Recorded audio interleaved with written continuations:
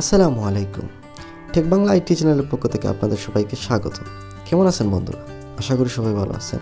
আজকে চলে আসলাম নতুন আরেকটি ইন্টারেস্টিং টিউটোরিয়াল নিয়ে। তো আজকে শেখাবো কী করে আপনারা আপনাদের অ্যান্ড্রয়েড ফোনের ডিভাইস নেম বা অ্যান্ড্রয়েড নেমটি চেঞ্জ করবেন। তো চলুন আর দেরি না করে শুরু করা যাক আজকের টিউটোরিয়াল। ফিরতেছি ছোট্ট একটি ইন্ট্রোর পর।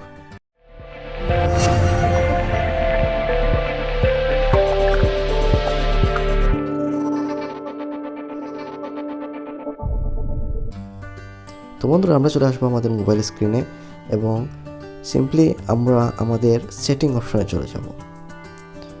তো আমরা আমাদের সেটিংয়ে চলে গেলাম। চলে যাওয়ার পর এখানে দেখতে পারতেছি আমরা অ্যাবাউট ফোনে ঢুকে আমরা দেখতে পারতেছি এখানে আমাদের উপরে শো করতেছে ডিভাইস নেমটি শো করতেছে রেডমি নোট 9 প্রো ম্যাক্স। তো আমরা এটা সিম্পলি এন্টার করবো এটার মধ্যে এন্টার করার পর আমরা এখানে আমাদের বাছাই করা নামটি দিয়ে দিব, যেটা আমরা আমাদের ডিভাইস নেম দিতে চাই।